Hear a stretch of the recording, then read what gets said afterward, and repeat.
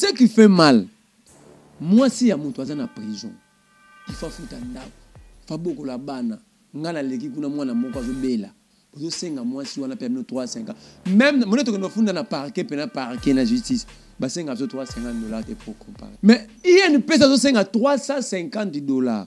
Et c'est kulu to kabulu mwana kabulu. Ana keri ya batu, to ana keri o basala ngona marque na modèle ya yemuko. Na yoki déjà na matoi na ngai ke kabulu azoloba ke ba confronter moi ça Yves Bouya na infirmier wana mukoloka Bouya robima. Ce qui a voyagé, il y a des cas de jurisprudence na INPC. Pero Louara a été radié pendant qu'il était en voyage, vrai ou faux? Ceux qui ont respecté le texte INPC, n'a pas cas de jurisprudence de tien à table. Et que mardi et l'équipe. Moi, ça Bouya doit attendre été pour confronter été. Kouloutou, zala prêt d'aller longinanga bien, zala prêt à porter une plainte. Kaboul moi na Kaboul Kouloutou wana. Na kuna robenge grand-père na ngai. Pour ma beya sala biso. Total la sous match na RTNCT. Régime aux régime apartheid. De bazo bunda contre démocratie, bazo kata démocratie na ba machete. Peut-être ça n'est menacé. Bureau na komi siège à Aner. Donc Aner elongwe na 3Z et komi na ngoi na Perfect Télévision. Kebisele les aille voir Kagame. Moi ça m'étonne pas. Allez voir Kagame. Revoir Kagame, revoir Kagame. Ça ne va pas donner solution. Parce que Kagame, Museveni, Uhuru Kenyatta, Evariste Ndayishimiye, Salva Kiir, tous ces gens-là ne vont jamais travailler pour que le Congo soit en paix. Kagame ne sera jamais sincère envers nous. Ce qui se passe quand habiter, ton limite, tu sais Minduki. Mais les soldats n'ont pas côté dans l'armée. Félix a reposé. Nous avons échoué sur le plan diplomatique. Et tout ce qui se passe à l'Est, les Kagame, oui, ils sont dedans, mais bateau bazan à 80% d'insécurité sont des Congolais, sont ici avec nous. Les lots baromo bara M23, qu'en est-il les groupes armés bazan sur la Nairobi, na débit Kayanu? Ils sont déjà à quel niveau? Ça prouve que pour pas attaquer Mboka, il faut pas complice bazan à Mboka. Quand Félix dit, il veut que les jeunes va s'enrôler dans l'armée. Moi, je suis Kagame un soldat, colonel. Moi, je suis Museveni, général, bon Antonia Zanan. Au lieu de la charité bien ordonnée, et ben n'a pas Prince Anthony à commander à l'armée.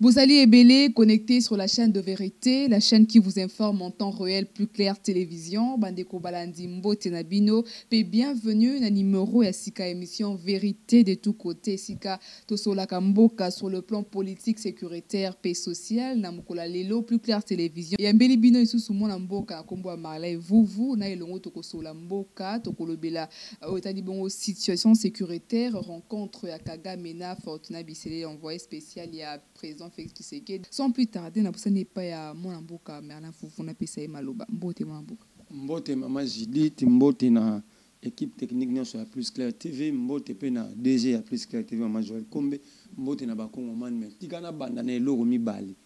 La gestion des partis politiques au Congo. Aucun na PRP ya Musée Laurent Désiré Kabila. Motomo azakuna comme ne Gilles Mboeze. A commis secrétaire général sur base de corruption. Donc, à Kapé Simbongo, père pesa parti à Musée Laurent Désiré Kabila. À Kapé Simbongo, pour comme secrétaire général. Balaki si est statina mikanda ya parti, à comment menacer Kangi Sabato.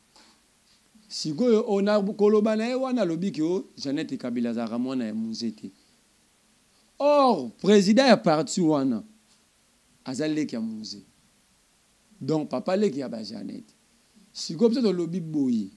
Na ebisi bato wana nyonso ya zo menacer bakoto aussi ba saisir justice pour na kufunda et pour menace de mort parce que image ça abiso bla kangi binote na ko boma bino donc faut ba kangaye je ne comprends pas pourquoi est-ce que la justice est passive lokola ba ndenge na yoki na ba information nanga mutu wana za mutu ya union sacrée ba tche na père peut partir à FCC ba ba lo baté na mutu FCC réalité to lo bela mboka ba tche ba ke luka ba po a panza PRP. Comment est-ce que vous êtes au pouvoir mais vous utilisez l'argent ya peuple oyebo tonga banzela ba école ba hôpitaux mais vous allez utiliser yango pour bobé ça ba parti à ba ce type là sera mis devant la justice pour avoir menacé d'autres Congolais car au Boma Bango. Donc malheur à bateau après Mbongo et Félix Tshisekedi et sa justice bah vous allez mis devant fait accompli. Na ye mi balé. Parti au babengaka ancien élan. Nouvel élan. Et nouvel élan appartient à M. Paulin. Ancien élan appartient à Ali Baba. Ce type-là d'Ali Baba n'a pas seulement détourné l'argent des Congolais tant qu'ancien Premier ministre. Ali Baba, c'est qui? Président ancien est là. Mais à détournant même na parti politique à M. Paulin.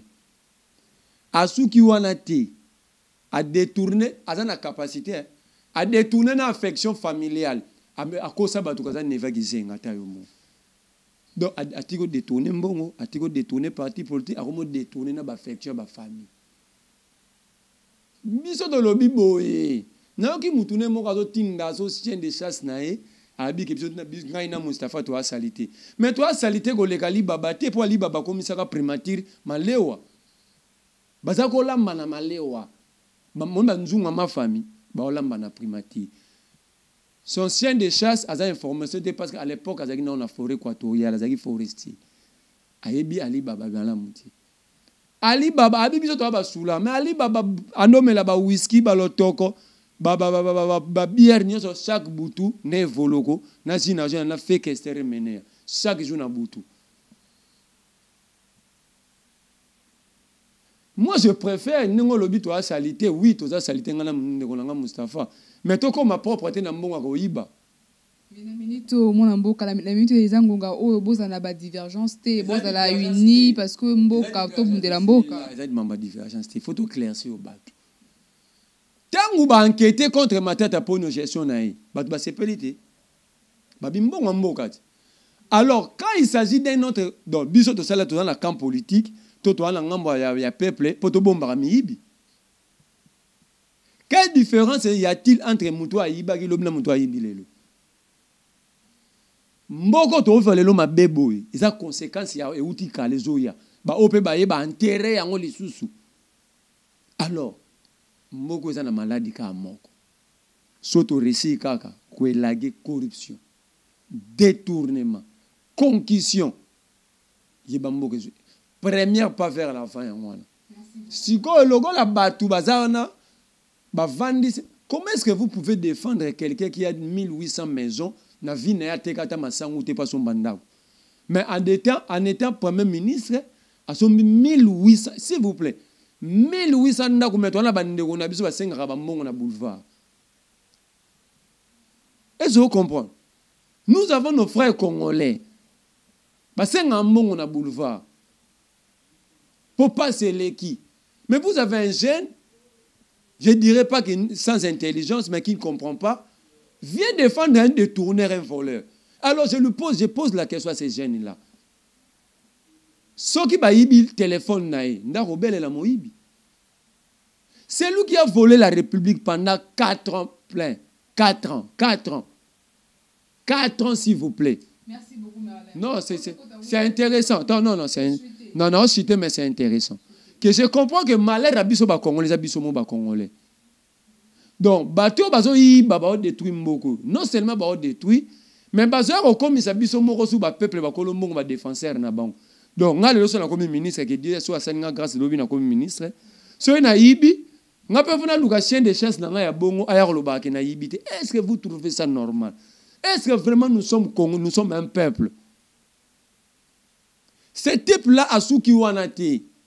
Ce type-là a comme conseiller politique un ancien rebelle. C'est là. Mais c'est le ministre de la population a besoin de éclairci. Parti politique.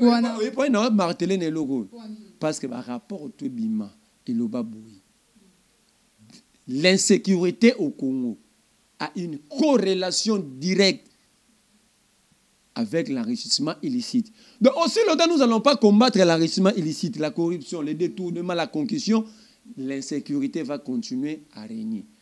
C'est pourquoi moi je martèle que nous devons tous combattre la corruption, le détournement, la concussion pour permettre à la République de souffler quand même, de respirer. Alors, ce qui me fait mal, de voir un jeune comme moi prendre soin de défendre un détourné qui a participé.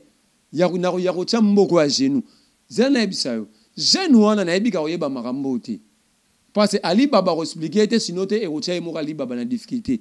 Ayebi histoire, il y a bancarisation. Qui était à la base? Le pourcentage remis dans la banque. Parce que si vous avez un dépôt, vous avez un pourcentage. Tu as un banque, vous pourcentage. Pourcentage à la République. Merci beaucoup, Merlin. Vous, Tolobela, où est situation sécuritaire? 2 minutes. Mongo ya République dans une bancarisation. Et qui n'a Tolobela mamba zaérisation. Qui avait autorisé que bafout tabac? Je pose la question à ces jeunes-là qu'on est en train d'utiliser. Ministre Atanas Matenda Kioul, ministre des Finances. Martin Bangouli, ministre des Finances. Ils étaient sous la responsabilité de quel premier ministre? Voilà, mon bilan, on a le beau. Ali Baba, Ali Baba Souki Wanate, il prend encore soin. Yarozwa Albert Moukoulou comme conseiller politique, alors que ce type-là, c'est un ancien rebelle. Merci beaucoup, Merlin. Ces gens-là ont enterré des Congolais. Albert Moukoulou peut nous dire, peut nous regarder en face, état que Congolais. Natchena Moutouna Bamba Tindana, état que Congolais. Albert Moukoulou, qu'est-ce qui s'est passé dans ma Tingiting? Comment maintenant un détourneur prend un rebelle pour massacrer, faire préjudicer la République? Et puis quand on parle d'Ali Baba, c'est un premier ministre féminin. Il appelait, ce type-là appelé Katoumamouak Excellence. Entre lui et Katoumamouak, qui était excellence, qui était honorable? Merci beaucoup, Merlin. Tout le sujet Talibongo, situation sécuritaire, il y a un Canabiso, République démocratique du Congo, on a sur Baimboka Balandio, tout le conservé dans Olobi, Balandio également. Nangambouya Kagame, Ayamba Kibongo, Fortuna Bissele, l'envoyé spécial, il y a présent Félix Tshisekedi, lobby dimanche le 3 juillet à 19h. Et Sikawapi, le lobby était engagé un dialogue à 1-23. Peut-être qui nous a tweet en haut les présents rwandais. À lobby était à CP Ndenge homologue naïe président Félix Azongi na raison na ebité oyamia lolengeni les gars moi sécurité faut tout na peka Ali Baba les sous parce qu'il y a un rebelle comme conseiller politique montalega na FDL CNDP RCD M23 conseiller politique naïe a tout bon tout naïe tant à lobé benvese boyate Aïbe que mboko est en insécurité parce qu'il a un expert dans la rébellion dans le cabinet. Naïe n'a pas moins insécurité. Raison pour laquelle nous avons fait Bundi Sabato tout détournant, enrichissement illicite, cette déstabilisation de la République a une corrélation directe avec l'enrichissement illicite. Alors tous ces gens-là qui ont participé, il faut les traquer. Et moi je suis prêt à aider la République par mes enquêtes à traquer tous ces gens-là. Tu trouves que Ali Baba est sérieux? Quelqu'un qui n'a pas travaillé depuis 2019, depuis la législative, majora salaire. Merlin, vous voulez la rencontre Fortuna Bissele et Paul Kagame. Mais nous, c'est tout. Parce qu'une assemblée, il y a aussi des gens qui gèrent les groupes armés. On ne sait pas Ali Baba peut un conseiller politique à un rebelle, soit un groupe armé. Au moment où il va député, il va un groupe armé. Mi balé. Soit il va un groupe armé. Donc je suggère qu'Ali Baba aussi a un groupe armé. Que Bissele les aille voir Kagame. Moi, ça ne m'étonne pas. Moi, ça ne m'étonne pas. Ce qu'on a les missions de Zaranumba, c'est malobé qui est au Soukawana. Zouké mission, on a au Kata partout, on a au Tia. Nous avons échoué sur le plan diplomatique. Sur le plan militaire, rapport, il y a commission, il y a parlé Assemblée nationale, commission sécurité défense. Balobi Boui, c'est 73 millions de dollars. Décaissé pour l'état de siège, seulement 30% de Kenda. Au moins 73 millions. Batu ba Hollande ba ça calcul. 30% de nyonso ba liama na Kinshasa. Wana ngati rapport ya commission sécurité et défense ensemble. Na kati rapport ana balobi nini? Premier ministre Sama Lukonde. Falaki ba somba ba drone ya sécurité Sama Lukonde. Ya zane monto ya sécurité te akeso ba drone ya filmage. Botou na Sama Lukonde, c'était par quel intérêt? Lui qui n'est pas militaire, il n'est pas criminologue, à sa montre sécurité, il a commis aucun ressource à drone. Et ça, c'est armé. Il y a des renseignements, il y a des images. Donc, vous allez comprendre, vous conviendrez avec moi que tout ce qui se passe à l'Est, les Kagame, oui, ils sont dedans, mais bateau bazan à 80% d'insécurité sont des Congolais, sont ici avec nous. C'est la rencontre, tout dialogue entre M23 na FARDC et RDC. Je vais te monter. Permettre un parce que tout le monde a déjà rencontre on a et permettre dialogue et ça les mains.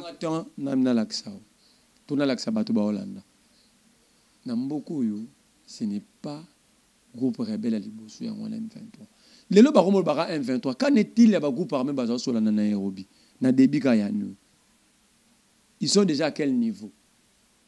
Oyebike, bah groupe armé basé sur la Nairobi na gouvernement. Ils sont maintenant à quel niveau?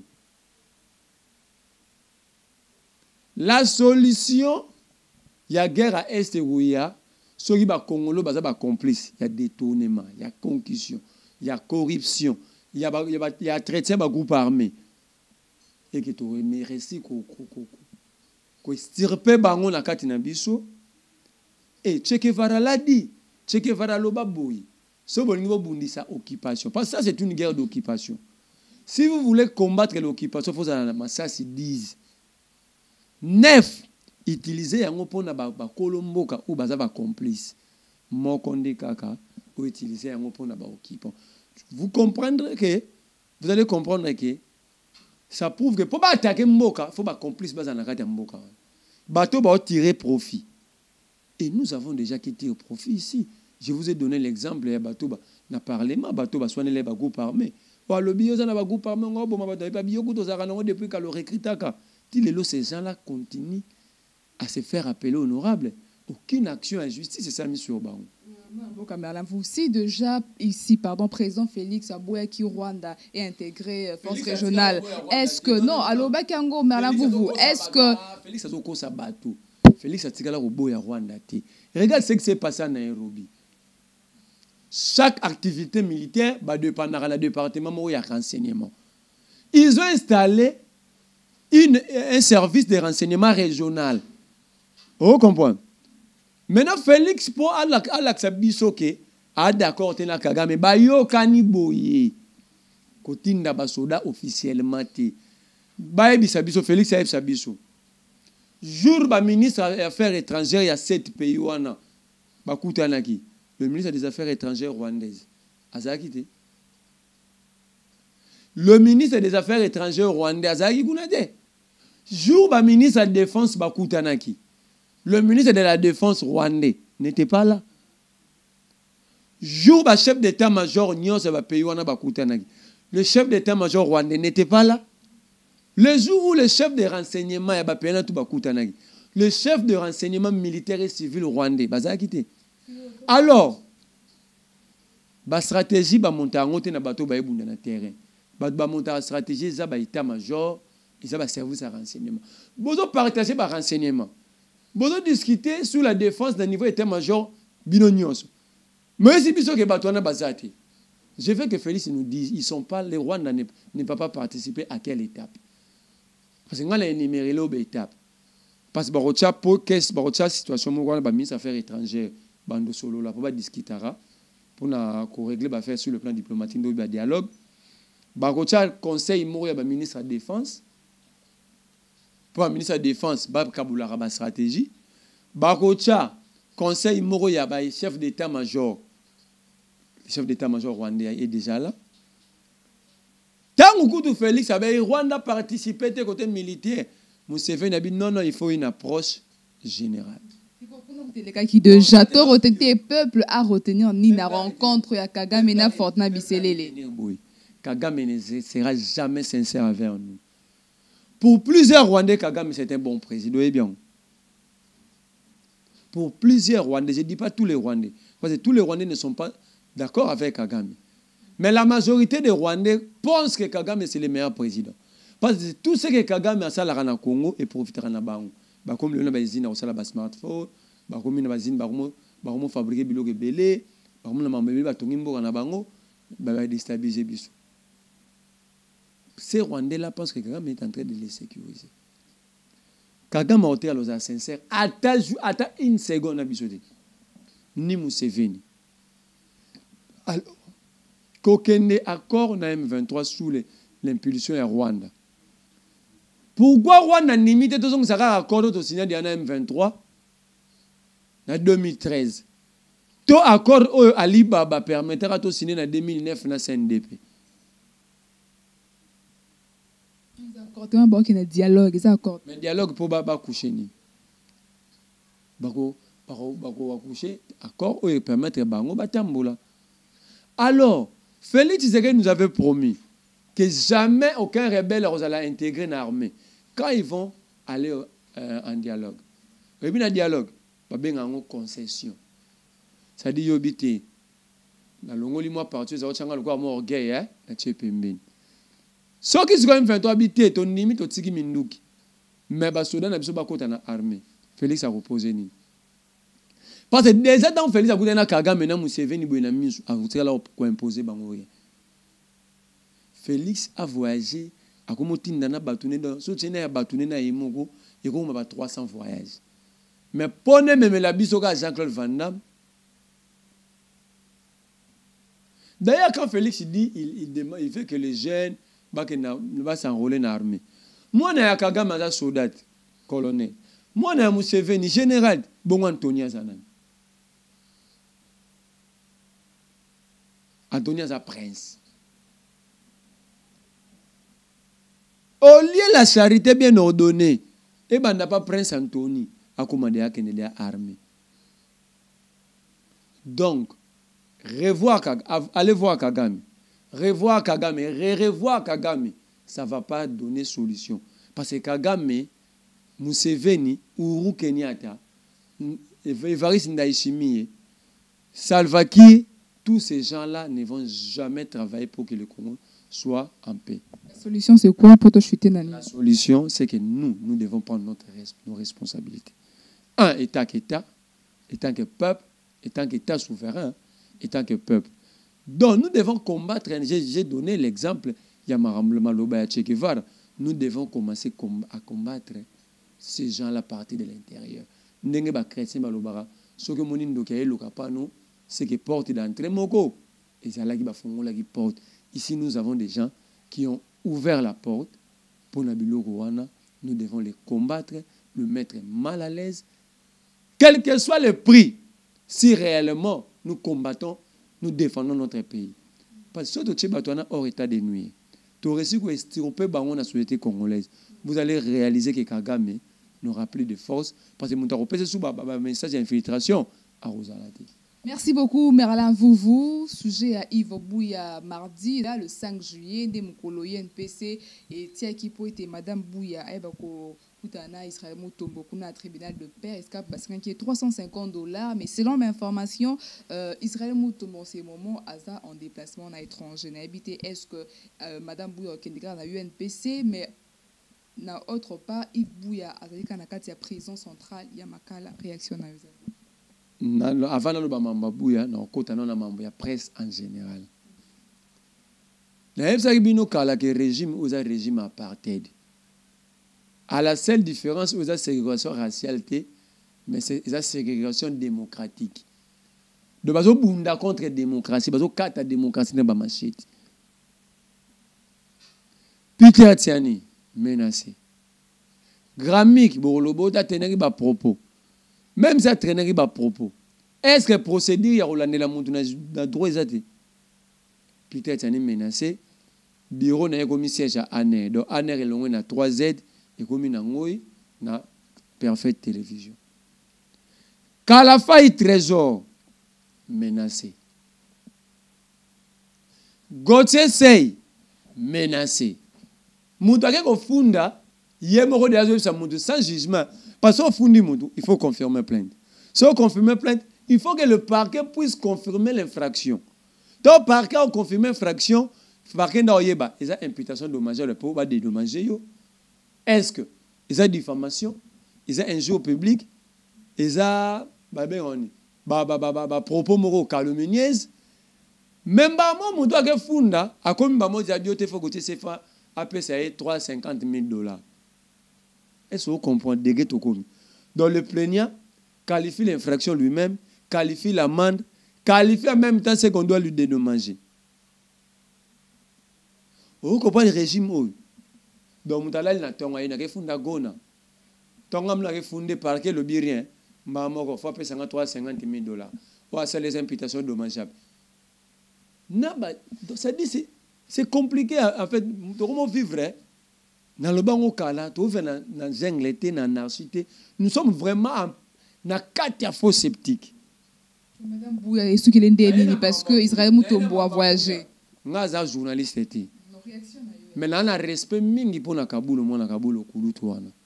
Ngakuna ko benge grand-père na ngai. Nana boto si mingi pour na. Pour mabeya sala biso.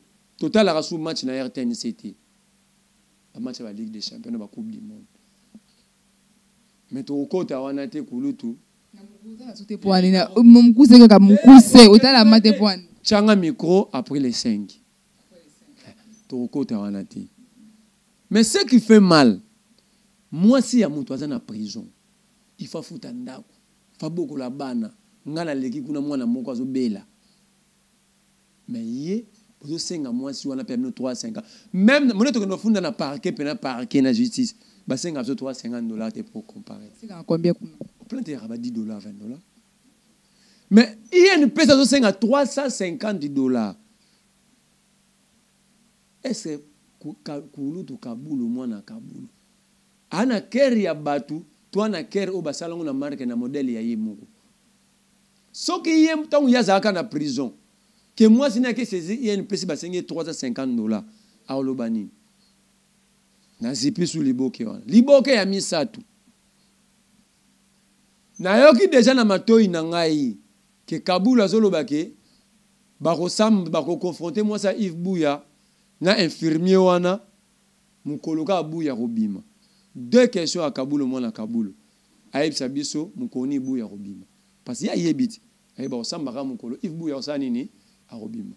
Aïb Sabiso Bouya robima mukoni. Parce que d'ailleurs des habits soucis majeurs toi on toujours là la té. Après date pour te baki mukola to rezo Bouya. Israël Mutombo a voyagé consciemment ou bien ils ont brusque parce qu'il fallait pas coûter le 5 juillet mardi. Infirmier un laboratoire atala ba masuba na microscope. Mais ce qui a voyagé, il y a des cas de jurisprudence dans l'INPC. Pero Louara a été radié pendant qu'il était en voyage, vrai ou faux? Jeff Caleb, Joseph Kazadi, dossier Patrick Local, a été suspendu sans être attendu. Papa Kabe ya pindi pasi, chevronné ya média ou ya musala ou, azala suspendu, révoqué na place na poste nae, sans être attendu à son absence. Donc, kulutu kabulo na bique na niveau azawana a peine ba conseiller juridique. À la vidéo oyo azoba cas jurisprudentiel on a pesié azala ba tout 5 cas sagesse ni a umel na musala oyo azala sage po coupe du monde des années de novembre biloko ezali kulutu oyo raté coupe du monde pam to ya okomela ba FIFA to komeli fédération moni okoma bien te parce que l'élément eza o le binanta kulutu nga kala fay kulutu kabulo tozo protéger yo. Yopé, protéger Bissou. Donc, tout ça, la protection mutuelle. Parce que si on veut protéger bisoté, to respecter ba texte INPC, c'est une protection. Ceux qui ont respecté ba texte INPC, n'a pas qu'à jurisprudence de la table. Et que mardi et l'équi. Moi, ça bouilla, pour attendre, pour confronter, Kouloutou, zala prêt, t'allez longinanga bien, zala prêt pour porter une plainte. Matondo mingi Merlin vous to comme na suka émission vérité de tout côté am kolomwa lelo mais amo na yo message na yo avant tout kabwana na émission à lelo pe numéro à téléphone pona bato ba ozana besoin ko kuta en contact na yo pona ba suggestion ou autre chose. Message nanga ezake ba kongomani nyonso surtout biso ba activiste. Le mot qui dérange le pays, c'est la corruption, la concussion, le détournement. Tous nous sommes concernés. Congolais nyonso sur place à ça. La corruption au Congo, le détournement passe à ça, le ciel ouvert. Non, on peut se faire un roulage. C'est pas un lucas. Ils ont détourné, mais ils ont corruption, ils ont concussion. Bata ba régie des autres sénégalais ba ya rouvert. Tinde que nous contrôler Fatima Sengo pese mbongo kwa katomaiti. Ils ont corruption. Donc tous nous sommes nous sommes concernés. Alors prenons conscience. Quittons d'abord nous-mêmes la corruption et dénonçons maintenant. Dénonçons, aidons notre État. Pour tout l'État bien, to aider. Moni muto azalaka premier ministre, muto azalaka ministre, muto azalaka bourgmestre. Bon, dès to mona nenga komelaka sombaka banda kwa komaka mutambongo. Avant zalaki na muti. Bon mekana ko enquêter boy ba soki zalaka na mbongo na ye, to azwaki mbongo wapi.